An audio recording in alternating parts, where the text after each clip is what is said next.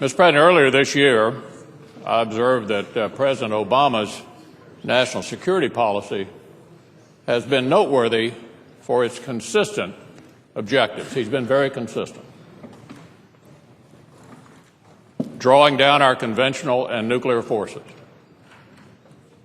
withdrawing from Iraq and Afghanistan,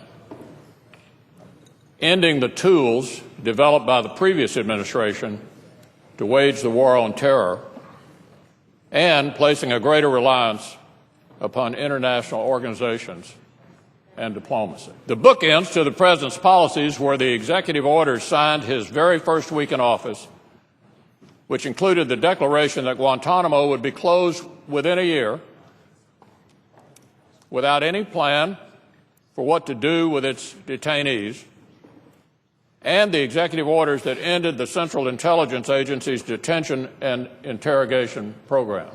The President's efforts to dismantle our counterterrorism tools have not only been inflexible, they are especially ill-timed.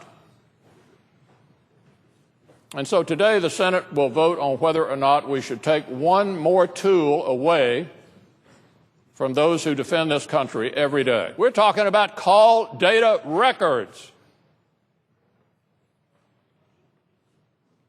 And these are the provider's records, which is not what the Fourth Amendment speaks to. It speaks to the right of the people to be secure in their persons, houses, papers, and effects. But these records belong to the phone companies. Where was the defense of the National Security Agency from our President? Our chairman of the Intelligence Committee and his committee colleagues have worked with determination to educate the Senate concerning the legal, technical, and oversight safeguards currently in place. My friend, the Majority Leader, if he's concerned, as he should be, about why the country is less secure, especially in the last couple of weeks, he should look in the mirror. We have a situation where he's tried to divert attention from what has gone on here.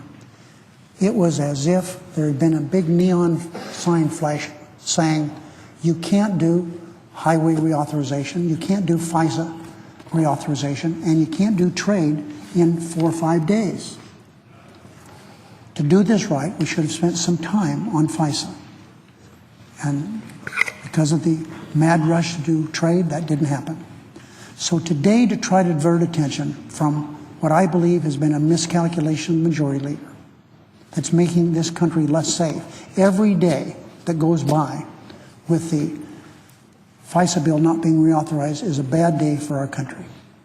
Makes us less safe. And to try to divert attention, as he's tried to do here in the last few minutes, blaming the Obama administration for stopping torture, the detention centers,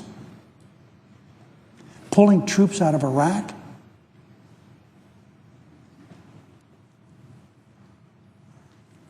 I say, my friends, looking in the wrong direction. As my good friend, the Majority Leader, frequently reminded me over the last few years, the Majority Leader always gets the last word. And look, his fundamental complaint is he doesn't get to schedule the Senate anymore, and he wanted to kill the President's trade bill.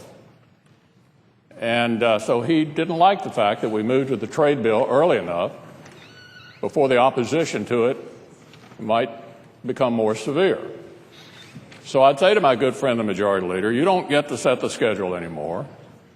And my observations about the President's foreign policy are directly related to the vote we're about to cast.